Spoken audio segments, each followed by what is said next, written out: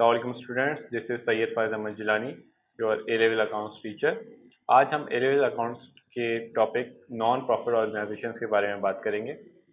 हम देखेंगे non profit organisations होती कौन सी हैं, वो क्या काम करती हैं, उनकी अकाउंटिंग किस तरीके से होती है और वो कमर्शियल ऑर्गेनाइजेशंस या अदर बिजनेस ऑर्गेनाइजेशन से कैसे डिफरेंट होती हैं। चलिए शुरू करते हैं। बिस्मिल्लाह।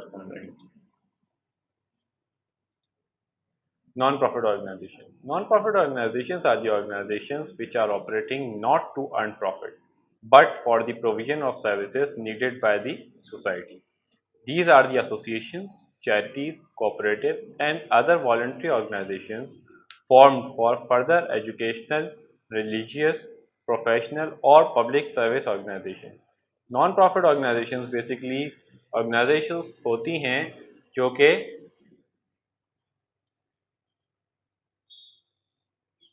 नॉट टू अर्न प्रॉफिट, उनका मेन एम जो होता है वो प्रॉफिट मैक्सिमाइजेशन करना नहीं होता, बल्कि उनका एम होता है क्या करना,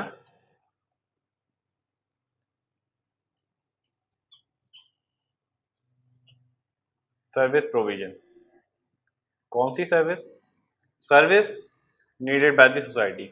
जैसे आपकी बहुत सारी क्लब्स, सोसाइटीज़ खुले हुए हैं, आपके जिम खाना, प्रोविजन ऑफ सर्विसेज, वो बेसिकली फॉर प्रॉफिट अर्निंग नहीं खुला हुआ, वो रिक्रिएशनल फैसिलिटीज़, अपॉर्चुनिटीज़ और सारे जिम फैसिलिटीज़ प्रोवाइड करने के लिए खुला हुआ है।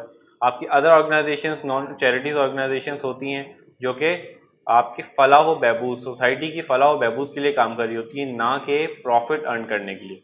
वो कतन प्रॉफिट मैक्सिमाइज करने के लिए काम नहीं कर रही होती, बल्कि वो कोई भी एजुकेशनल सर्विस प्रोवाइड कर रही होगी, कोई रिलीजियस सर्विस प्रोवाइड कर रही होगी, तो प्रोफेशनल या पब्लिक सर्विस प्रोवाइड कर रही होगी। किसको? सोसाइटी को। सही। ये वॉलंटरी ऑर्गेनाइज की जाती हैं, वॉलंटरी ही इसमें काम किया जाता है।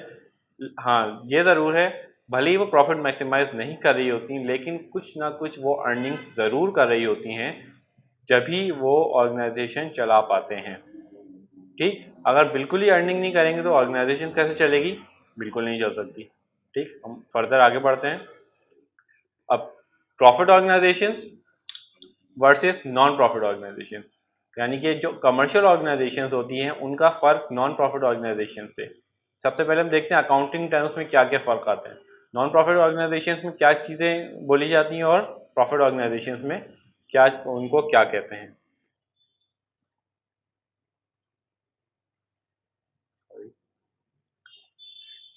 प्रॉफिट ऑर्गेनाइजेशन में हम टर्म यूज़ करते हैं कैपिटल, ओनर्स, इक्विटी, जबकि नॉन प्रॉफिट ऑर्गेनाइजेशन पे हम टर्म यूज़ करते हैं एक्यूमुलेटेड फंड। वो फंड जो सारे ट्रस्टीज़ ने मिलाया हुआ होता है और उसकी बेसिस पे उसकी बुनियाद पे हम organisation, non profit organisation run कर रहे होते हैं। प्रॉफिट ऑर्गेनाइजेशन में बन रही होती है कैश बुक, यानी ये सारे के सारे जो कैश आइटम्स होते हैं, कोई चीज़ बेची उससे कैश आया, कोई चीज़ खरीदी उससे कैश गया, सैलरीज पे की या कहीं से रेंट रिसीव हुआ, कहीं को रेंट पे किया, सब हम रिकॉर्ड कर रहे होते हैं कैश बुक में। इसमें हम कैश बुक के अगेंस्ट क्या चीज़ बना रहे होते हैं? Receipt and payment account. इसमें सारी की सारी कैपिटल और रेवेन्यू आइटम्स इंक्लूड करते हैं। प्रॉफिट ऑर्गेनाइजेशन में हम इंक्लूड बनाते हैं इनकम स्टेटमेंट या कि trading in profit and loss, जबकि नॉन प्रॉफिट ऑर्गेनाइजेशन में हम बनाते हैं income and expenditure account. Income इनकी भी हो रही होती है, सही, लेकिन हम वो जो नॉन प्रॉफिट ऑर्गेनाइजेशन हैं वो इनकम प्रॉफिट कमाने की गर्ज से नहीं करते। इनके पास आता है नेट प्रॉफिट, जबकि इनके पास आता है सरप्लस। इसमें हम जो ज़्यादा कमाई होती है, एक्सपेंसेस जो एक्सेस होती है, उसको हम कहते हैं प्रॉफिट, जबकि नॉन प्रॉफिट ऑर्गेनाइजेशन में हम कहते हैं उसको सरप्लस।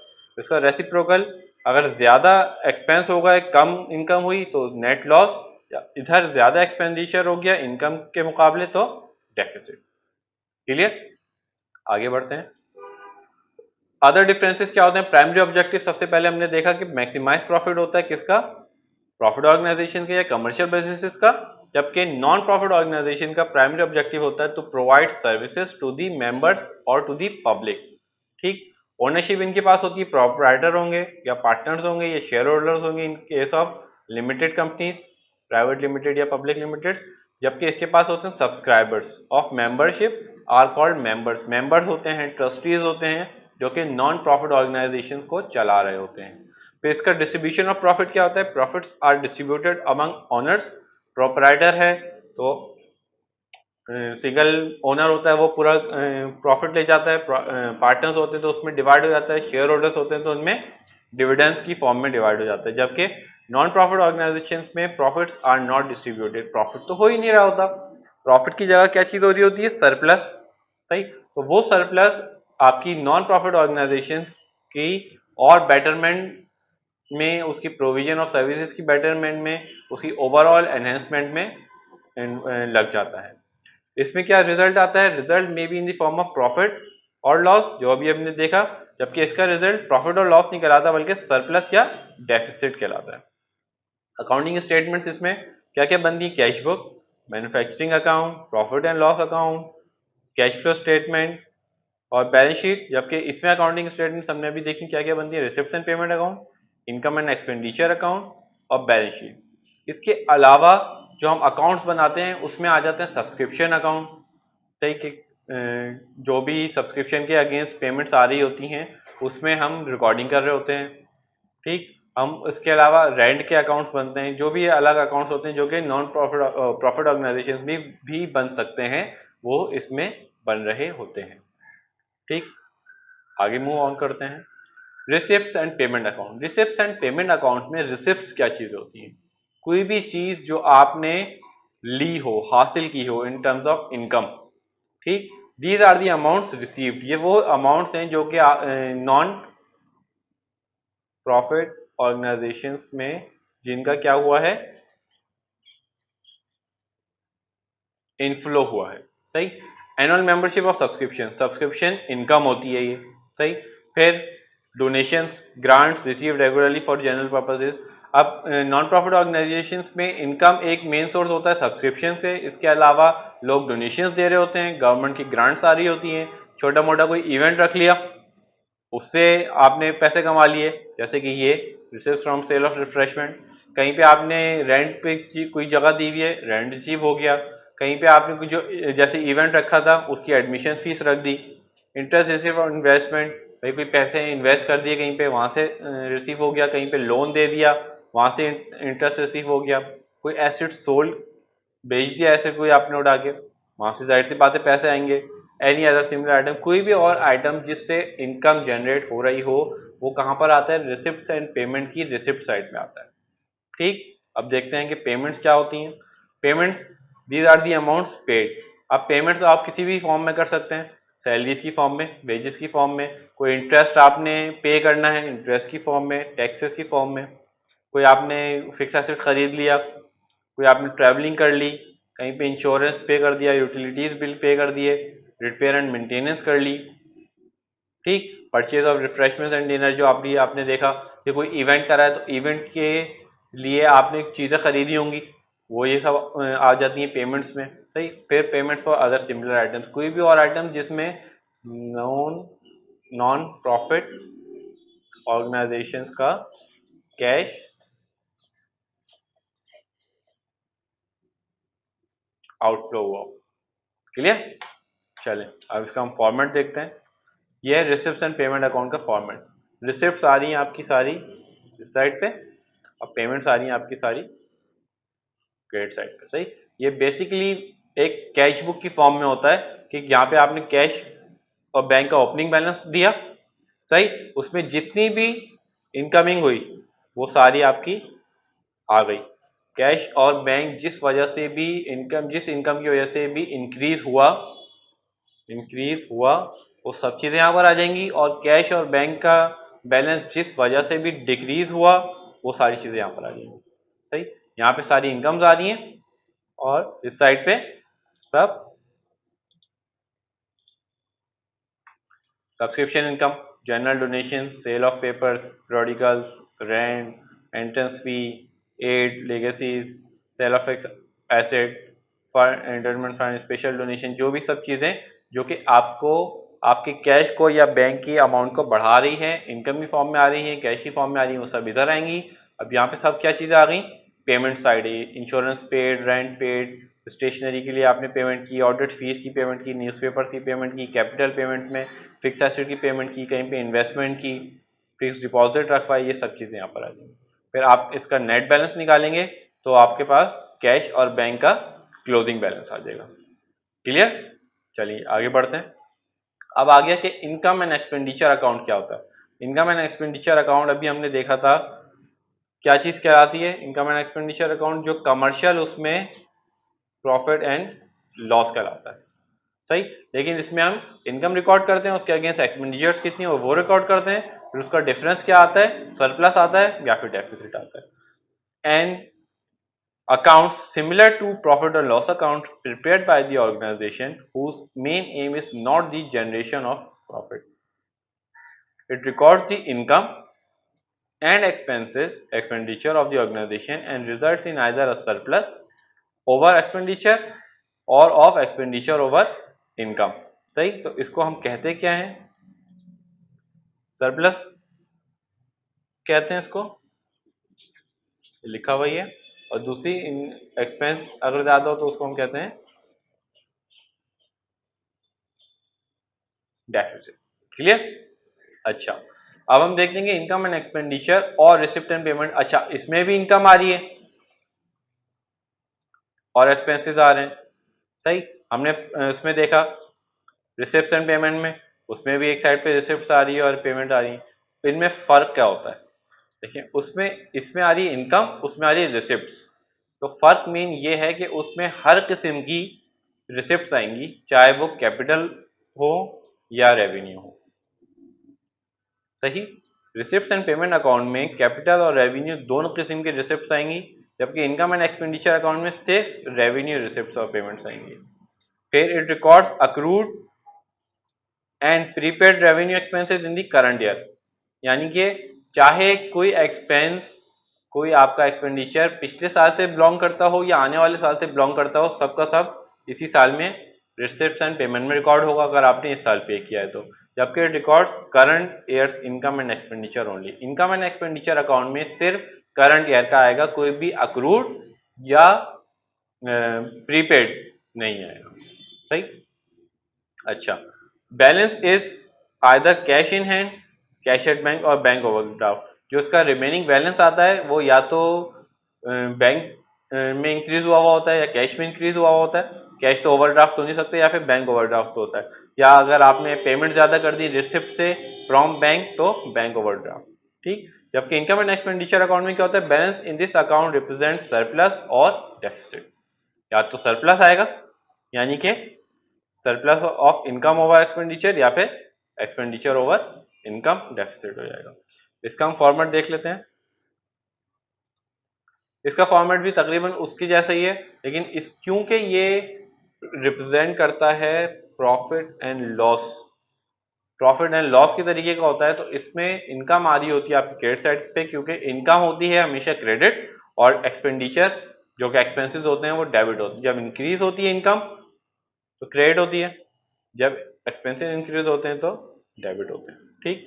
यहाँ पे हर किस्म के एक्सपेंडिचर्स आ जाएंगे जो जो भी इस साल से बिलोंग करते हैं, अदर देन कैपिटल एक्सपेंडिचर। ये अभी आपने बात सुनी। एक्सपेंस ऑफ इंश्योरेंस पे किया है, रेंट पे की है, पोस्टेजेस, कोई स्टेशनरी खरीदी है, एंटरटेनमेंट एक्सपेंसेस हैं, सैलरीज एंड वेजेस हैं, रिपेयर एंड मेंटेनेंस हैं, तो मटेरियल खरीदा है, सब चीज़ सब एक्सपेंसेस इधर आ गए, ठीक। फिर इनकम की बात हो जाए तो इनकम में सबसे मेन इनकम आपकी जो आती है सब्सक्रिप्शन में आती है। कोई ग्रांट्स रिसीव किया आपने, कोई डोनेशंस रिसीव किया आपने, कोई आपने इवेंट करवाया उसमें फीस आपने रिसीव की, सही। कहीं पे आपने अपनी क्या कहते हैं इन्वेस्टमेंट की हुई किसी कंपनी में, वहां से डिविडेंड्स आ गए, सही। कहीं पे लॉकर आपने रेंट पे दिया हुआ है, वहां से इनकम आ गई। आपने फिक्स एसेट का प्रॉफिट आएगा यहाँ पे, या इस साइड पे लॉस आएगा। देखें, फिक्स एसेट को जो आप बेच रहे हैं उसकी इनकम नहीं आ रही, उसको बेचने से, जैसे अगर आपने कोई फिक्स एसेट बेचा 30 मिलियन का तो 30 मिलियन नहीं आएंगे, लेकिन अगर आपने उसमें 3 मिलियन का प्रॉफिट कमाया, 30 मिलियन का अगर रेवेन्यू है तो वो नहीं आएगा, बल्कि 3 मिलियन का जो प्रॉफिट होगा वो आएगा यहाँ पे। क्लियर? फिर receipt from sale of newspaper, deficit होगा यानी कि एक्सपेंडिचर ज्यादा है, एक्सपेंसेस टोटल आपने जो किए वो ज़्यादा हैं और आपकी जो इनकम है वो कम है, तो डेफिसिट आएगा। या अगर इनकम ज़्यादा है और एक्सपेंसेस कम है तो सरप्लस आएगा। क्लियर? इस तरीके से आपका अकाउंट यहाँ पे हो जाता है क्लोज।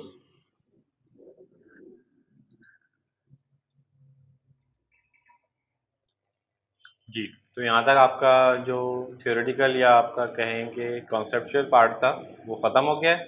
अब हम बढ़ते हैं पास्ट पेपर की तरफ, देखते हैं कि किस तरीके से एग्जामिन होता है क्वेश्चन। चले, पास्ट पेपर का क्वेश्चन आ गया। आज कब का है? मई जून 2018, रिसेंट क्वेश्चन है। A social club provides activities for the elderly, ठीक है। It also provides them with meals and organises coach trips, ठीक है। यानी कि जो सोशल क्लब है उसके पास जो वे ऑफ इनकम है, एक तो सब्सक्रिप्शन के थ्रू होगी, दूसरा वो मील्स ऑर्गेनाइज करता है वहाँ से होगी, और जो कोच ट्रिप्स ऑर्गेनाइज करता है वहाँ से होगी। क्लियर हो गया?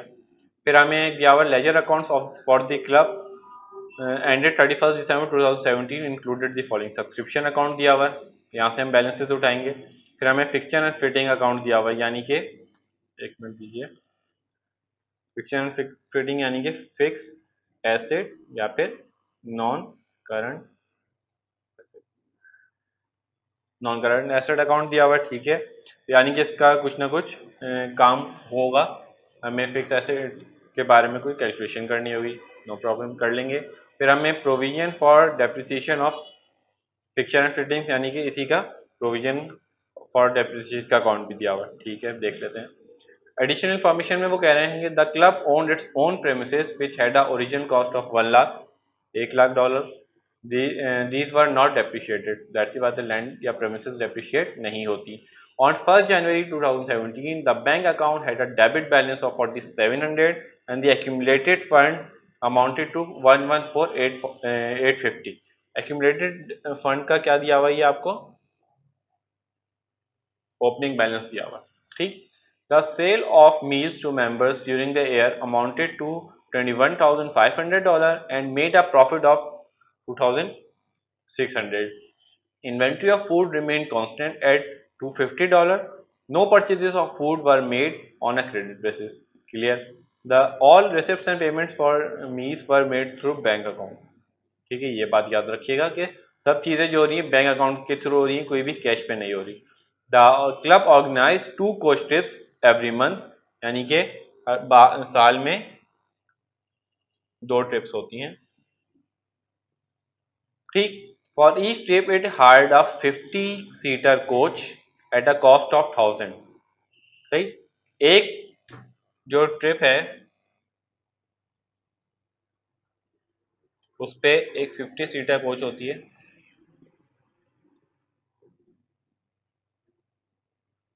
ठीक, ड्यूरिंग 2017। अच्छा, उसकी प्राइस क्या है, यानी कि कॉस्ट बेयर कितनी करती है? 1000, ठीक, 2 पर month। Clear? During 2017, the club sold 620 coach tips for $2,025 each, ठीक है। All receipts and payment for the were made through bank account, ठीक है। अच्छा, other running costs paid during the year total 18,100। These included staff costs, ये other expenses दे दिए गए हैं, और staff cost of 200 were accrued at the end of the year, यानी कि 200 का accrued हो गया है, वो पे नहीं हुआ। अच्छा, सबसे पहले पूछ रहे हैं कि आंसर दी फॉलोइंग क्वेश्चंस, ठीक है, ये लिखा होता है।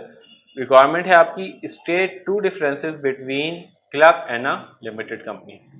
2 डिफरेंसेस, क्या क्या डिफरेंसेस होंगे भाई?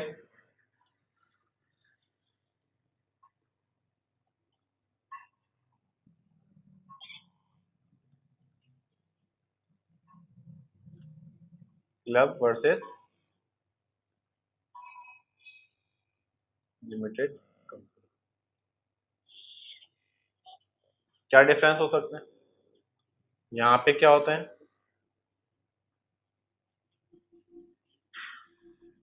ट्रस्टीज होते हैं, यहाँ पे शेयर होल्डर्स होते हैं। यहाँ पे प्रॉफिट एंड लॉस अकाउंट बनता है, यहाँ पे इनकम एंड एक्सपेंडिचर अकाउंट बनता है। यहाँ का जो इन सरप्लस होता है और यहाँ पे प्रॉफिट या लॉस होता है, यहाँ पे लिखें सरप्लस या डेफिसिट होता है। ठीक, इधर जो होता है आपका जो सरप्लस होता है वो डिस्ट्रीब्यूट नहीं होता, इधर का जो प्रॉफिट होता है वो डिविडेंड्स की फॉर्म में डिस्ट्रीब्यूट हो जाता है। सिंपल, कोई से भी आप दो लिख दें आपके मार्क्स इंशाल्लाह आ जाएंगे। फिर और दूसरी बात कह रहे हैं कि prepare the income and expenditure account for the year ended 31 December 2017। Income and expenditure account बनाना है, यानी कि अगर हम देखें तो बिजनेस का, ऑर्गेनाइजेशन का, प्रॉफिट ऑर्गेनाइजेशन का प्रॉफिट एंड लॉस अकाउंट बनाना है। तो ओके, यहाँ पे बनता है इनकम एंड एक्सपेंडिचर अकाउंट के नाम से for the year ended 31 December 2017। सही, अब आप इसको अकाउंट की फॉर्म में बना सकते हैं और स्टेटमेंट की फॉर्म में भी बना सकते हैं। अकाउंट की फॉर्म में कैसे बनाएंगे ये हमने देख लिया। सही, हमने इसका फॉर्मेट देखा था, चलें उसी फॉर्मेट पे बनाते हैं।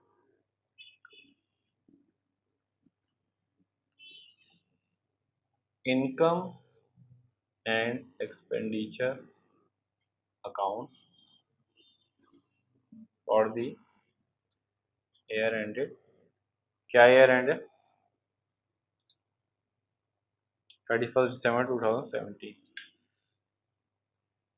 31 दिसंबर 17। ठीक है, अच्छा कोशिंग शुरू करते हैं। यहाँ पे सब आएंगे क्या, एक्सपेंसेस, और यहाँ पर आएंगी इनकम। ठीक, चलो मैं ये ब्लू से पोस्टिंग कर रहा हूँ उसमें, जो हम वहाँ से अमाउंट उठा के यहाँ रखेंगे। ये कौन सा पार्ट है, पार्ट बी। इनकम में सबसे पहले मैंने आपको बताया था कि सब्सक्रिप्शन इनकम आ जाती है। सही, सब्सक्रिप्शन इनकम हम देखते हैं क्या दी हुई है। सवाल में हमें सब्सक्रिप्शन अकाउंट दिया हुआ था, और सब्सक्रिप्शन अकाउंट में दी हुई है जो इनकम एंड एक्सपेंडिचर अकाउंट में अमाउंट जाएगी वो क्या है, 26,300। ठीक है, 26,300 की अमाउंट गई। पहली इनकम रिकॉर्ड हो गई आपकी। सही, फिर हम चलें पहले सारी इनकम्स रिकॉर्ड कर लेते हैं, दूसरी इनकम रिकॉर्ड करते हैं हम। दूसरी इनकम हमें यहाँ पे दी हुई थी, ये प्रेमिसेस के बारे में कहा हुआ है, बैंक अकाउंट के बारे में कहा हुआ है, इसको हम यहाँ लिखते नहीं हैं, सिर्फ बिलो वाली से मैं इनकम वो कर रहा हूँ। अच्छा, the sale of the profits and made a profit of 2600, direct 2600 का प्रॉफिट दिया हुआ है हमें। सही, तो हम रिकॉर्ड कर लेंगे एज इट इज। किसके नाम पे दिया हुआ है, क्या किया है, सेल ऑफ मील्स के नाम पे, तो हम इसको रिकॉर्ड कर लेंगे प्रॉफिट ऑन मील्स। कितना दिया हुआ था, 2600। इसके अलावा हमें कोई इनकम दी हुई है, क्लब ऑर्गेनाइज कोच। सही, अब हमें ये चीज़ कैलकुलेट करनी होगी कि इससे हमें इनकम हुई है या नहीं। चलिए कैलकुलेट कर लेते हैं।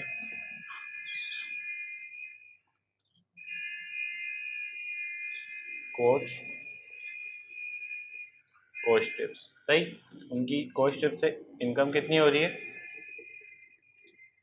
वो कह रहे हैं कि 620 each coach trip tickets for 65 each, यानी कि 620 मल्टीप्लाई बाय 25, ये हो गया 15,500। ठीक, फिर वहाँ पे उसमें एक्सपेंस कितना लग रहा है, वो दो ट्रिप्स कर रहे थे महीने में, 2 साल की 24 ट्रिप्स हो गई, और एक ट्रिप पे कितना खर्चा कर रहे थे वो 1000 का। चाहे तो आप देख सकते हैं, मैं दिखा देता हूँ आपको। Organise 2 coach trips every month hired at a cost of 1000। सही, तो इसमें कितना हमारे पास आ गई, एक्सपेंस कितना आ गया हमारे पास, 24,000 का। जाहिर सी बात है इनकम कम है, एक्सपेंस ज़्यादा है, तो आपके पास वो कितना आ गया, लॉस आया कितने का, 8,500। सही, ये लॉस हमारा पॉजिटिव से यहाँ पर आ जाएगा।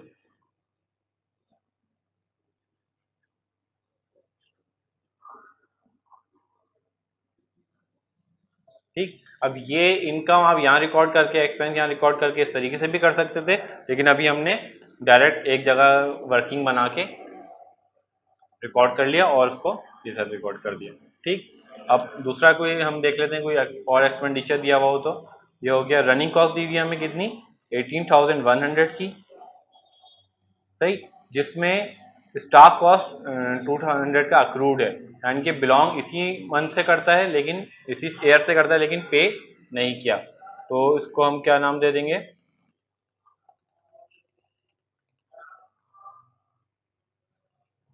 Other running cost. सही, और अक्रूड रनिंग कॉस्ट कितनी कितनी है, 8,100 थी आई गेस, 8,100 और 200। ठीक, और 18,100 और 200। फिर हमें दिया हुआ है डेप्रिसिएशन। डेप्रिसिएशन कहाँ दिया हुआ है, जो आपका प्रॉफिट एंड का प्रोविजन का अकाउंट दिया हुआ था, यहाँ पे डेप्रिसिएशन का अमाउंट दी हुई है 1530। 1530 हम ये रिकॉर्ड कर लेंगे डेप्रिसिएशन। 1530 का डेप्रिसिएशन रिकॉर्ड हो गया। अच्छा, इसके बाद हम देखते हैं और कुछ हमें दिया हुआ है।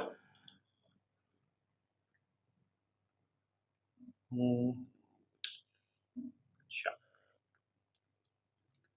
सही। अच्छा, इधर हम सब्सक्रिप्शन अकाउंट में इररिकवरेबल डेट्स दिए हुए हैं 250। ये भी आपका एक तरीके का एक्सपेंस ही होता है, वो डेट्स जो कि रिकवर अब नहीं हो सकते। ठीक, तो आप उसके नाम किस नाम से लिख देंगे, इररिकवरेबल डेट्स।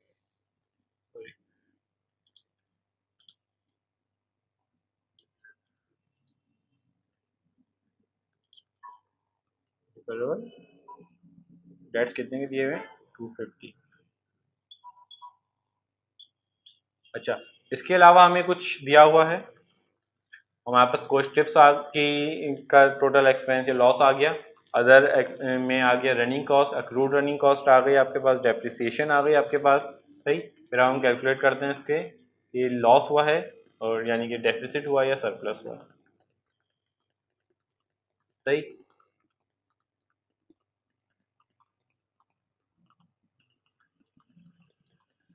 टोटल कितना आ गया आपके पास, ये आ गया 28,900, ये भी आ गया 28,900। ये जब आपने टोटल किया तो आपके पास यहाँ पे सरप्लस की अमाउंट आ गई। क्या अमाउंट आ रही है, 320 आई गेस। कैलकुलेट कर लेते हैं इसको, 8,500 plus 18,100 plus 200 plus 1530 plus 250, तो ये 28,580 और माइनस 28,900, तो 320 का सरप्लस आ गया। आपका पार्ट बी भी यहाँ पे सॉल्व हो गया। उसके बाद हमें क्या बनाना है, स्टेटमेंट ऑफ फाइनेंशियल पोजीशन, यानी कि बैलेंस शीट।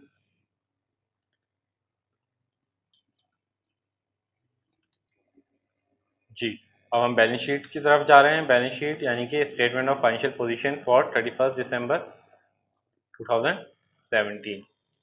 ठीक, इसके बारे में हमें क्या क्या चीज़ें दी हुई हैं, सबसे पहले हम फॉर्मेट बना लेते हैं आगे जाके।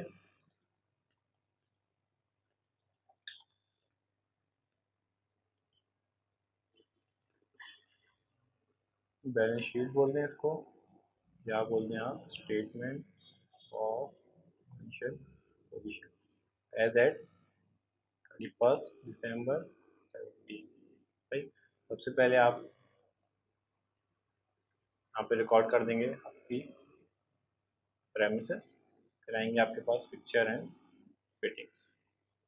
ठीक, प्रेमिसेस की अमाउंट कितनी दी हुई है आपको, प्रेमिसेस की अमाउंट दी हुई है 100,000, और फिक्चर एंड फिटिंग्स की अमाउंट आपको दी हुई है यहाँ पे क्लोजिंग बैलेंस दिया हुआ है आपको फिक्स एंड फिटिंग का, सही। और यहाँ पे आपका प्रोविजन फॉर डेप्रिसिएशन का अमाउंट दिया हुआ है फिक्स एंड फिटिंग का, जो कि 15,000 हो गया। और यहाँ पे हम माइनस कर देंगे इसमें 3930। ठीक, रिकॉर्ड करते हैं इसको। प्रेमिसेस की फिगर थी 100,000, ठीक। और फिक्स एंड फिटिंग्स की हमारे पास फिगर्स आ रही थी तो जो उसका फिक्स एंड फिटिंग का क्लोजिंग था 15,300। और प्रोविजन फॉर डेप्रिसिएशन हम जाहिर सी बात है उसमें से माइनस करके लिखते हैं, सपरेट करके लिखते हैं, तो उसकी फिगर आ रही थी 3930। तो फिक्स एंड फिटिंग की हमारे पास क्या फिगर आ गई 1137। इसके अलावा हमारे पास और कुछ नहीं दिया हुआ non profit non current asset में। तो हमारे पास टोटल क्या आ गया 11,137। फिर हम इसमें ऐड करेंगे क्या करंट करंट एसेट्स में हमें क्या क्या चीज़ें दी हुई हैं। एक तो इन्वेंट्री दी हुई थी, सही। फिर सब्सक्रिप्शन इन एरियर्स दिए हुए हैं, वो हमारा करंट एसेट होता है। कैसे है मैं बताता हूँ अभी आपको। हमारे पास बैंक दिया हुआ है। अच्छा, बैंक में क्या करना है हमें, बैंक की हमें कैलकुलेशन करनी पड़ेगी। क्यों, उसका भी बैंक, ठीक। बैंक की कैलकुलेशन हमें इस वजह से करनी पड़ेगी क्योंकि उधर हमें दो तीन जगह बताया कि सारी की सारी जो रिसिप्ट एंड पेमेंट्स हैं बैंक के थ्रू हो रही हैं, सारी की सारी जो पेमेंट्स हैं रिसिप्ट एंड पेमेंट है बैंक के थ्रू हो रही हैं। तो जितना भी काम हुआ है बैंक अकाउंट के थ्रू हुआ है, जिसमें बैंक अकाउंट की हमें ओपनिंग फिगर दी हुई थी। बैंक अकाउंट की हमारे पास ओपनिंग फिगर मौजूद है,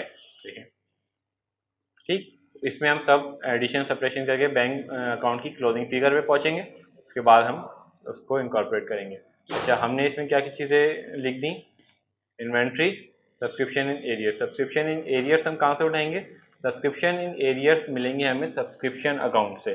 तो सब्सक्रिप्शन इन एरियर्स जो हैं हमारे कितने हैं 600, ठीक। सब्सक्रिप्शन इन एरियर्स बेसिकली क्या होते हैं, वो सब्सक्रिप्शन जो कि लोगों को इस साल पे करनी थी उन्होंने अभी तक पे नहीं की, ठीक। सब्सक्रिप्शन एरिया तो हमारा एसेट हुआ। फिर यहाँ से हमने 600 की ये फिगर उठाई और यहाँ से इन्वेंट्री की 250 की ये फिगर उठा ली, सही। Inventory 250, subscription in arrear 600। Bank की फिगर हम कैलकुलेट करेंगे, इसके अलावा हमारे पास कोई करंट एसेट है नहीं, सही। बैंक का ओपनिंग बैलेंस हमें दिया हुआ था कितना 4700,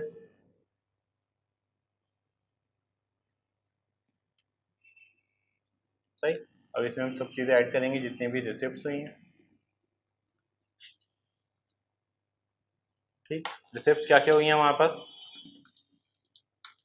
पास रिसिप्ट हुई हैं ट्रिप की, हमारे पास रिसिप्ट हुई हैं सेल ऑफ मील्स की, ठीक।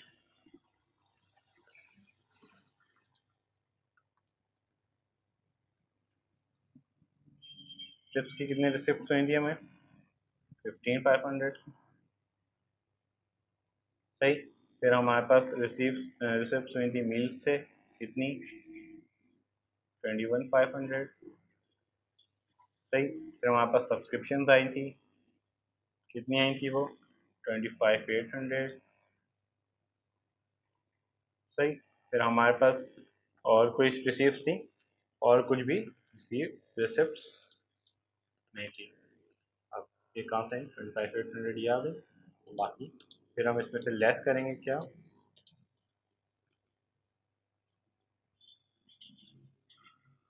पेमेंट्स, सही। पेमेंट में हमारे पास ट्रिप्स की पेमेंट्स थी, ट्रिप्स की पेमेंट्स कितनी थी 24,000, फिर हमने पीछे कैलकुलेट किए। फिर हमारे पास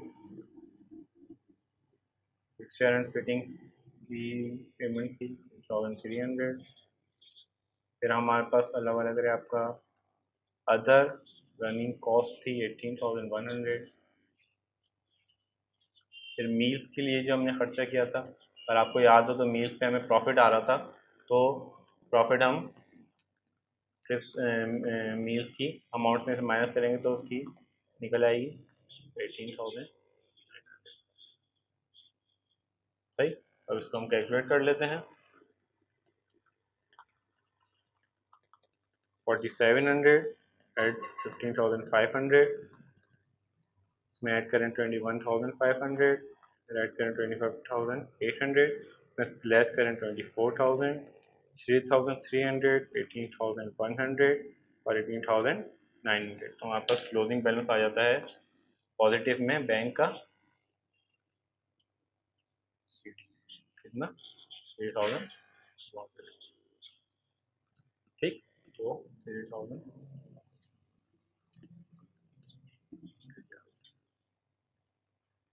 इसके अलावा हमें कुछ नहीं दिया हुआ, तो हम इसको क्लियर करेंगे और इसको लिख देंगे 4050, यहाँ पे ऐड हो जाएगा।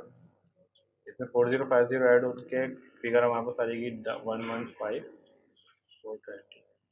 सही। फिर हम जाएंगे एक्यूमुलेटेड फंड पे, उसकी ओपनिंग लेंगे, उसमें ऐड करेंगे सरप्लस। एक्यूमुलेटेड फंड की ओपनिंग कितनी दी हुई है हमें, दी हुई 114,850 और हमारे पास सरप्लस आया था 320 का, तो 114,850 और सरप्लस था हमारे पास 320 का। ये ऐड कर दिया तो आ गया हमारे पास 115,170। उसके बाद हम मूव ऑन करेंगे करंट लायबिलिटीज़ पे। करंट लायबिलिटीज़ हमारे पास पेबल्स थे, सही, और subscription in advance. Subscription in advance भी आपका क्या होता है, लायबिलिटी ट्रीट होता है। सही। पेबल्स हमारे पास कौन कौन से हैं, पेबल्स हमारे पास था सबसे पहले ये 200 याद है, और इसके हम फिगर लेंगे ये 50। सब्सक्रिप्शन इन एडवांस जो है वो पेबल्स पीरियड इसलिए होते हैं कि वो सब्सक्रिप्शन है जो आने वाले पीरियड से बिलोंग करते हैं, लोगों ने अभी से पे कर दिए, तो हमें रिसीव तो होगा सब्सक्रिप्शन अकाउंट में तो आ जाएंगे वो, सही, लेकिन वो ट्रीट होंगे एज अ पेबल। तो हमारे पास क्या क्या चीज़ आ जाएंगी, अदर पेबल्स में आएंगे 200 और इसमें आएंगे आपके पास 50 और इसमें आप ऐड कर दें 250। इसमें जब आप ऐड करेंगे तो क्या आपके पास फिगर आ जाएगी जो ऊपर से मैच करनी चाहिए, करके देख लें 115,170 प्लस 3 सॉरी प्लस 250, तो आ गया आपके पास 115,420। तो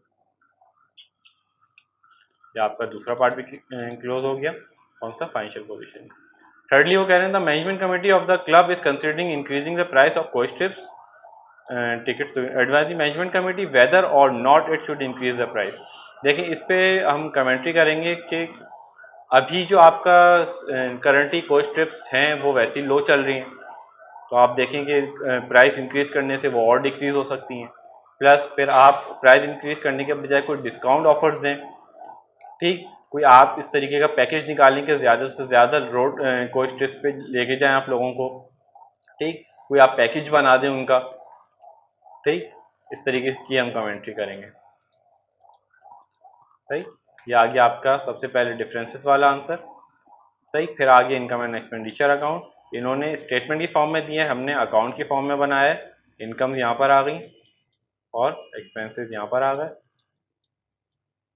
सही, तो हमारा यहाँ पे सरप्लस आ गया 320 का। ठीक, फिर आगे आ जाए, ये आ गया आपका स्टेटमेंट ऑफ फाइनेंशियल पोजीशन यानी कि बैलेंस शीट। सही, बैलेंस शीट हमारी टैली हो गई 115,420 से। बैंक की देखिए इन्होंने फिगर कैलकुलेट करी है, कैसे करी है बैंक की फिगर कैलकुलेट, बैंक की फिगर इन्होंने उसी तरीके से हमने और आपको हमने जो कैलकुलेट करी है और सही तरीके से कैलकुलेट करी है, हमने इनकी सारी की अलग अलग फिगर्स इनकॉर्पोरेट की। फिर पार्ट डी में कह रहे हैं कि रोड ट्रिप्स को पे की प्राइस बढ़ा दें, तो सबसे पहले देखें रोड ट्रिप्स वैसे ही अभी 50% पे चल रही है and increase could further depress demand, जाहिर सी बात है। And analysis of ticket sale should be carried out to establish which trips are most popular, यानी कि वो ये देखेंगे कौन सी ट्रिप्स हैं जो ज़्यादा पॉपुलर हैं, तो उस पर वो और इंक्रीज करने की उसको कोशिश करें, फिर प्रमोशंस दें, डिस्काउंट ऑफर्स करें, कोई पैकेजेस बनाएं जिससे उसकी उनकी रोड ट्रिप्स इंक्रीज हो सके। ठीक है, उम्मीद है आप लोगों को समझ में आया होगा। थैंक यू, अल्लाह हाफिज़।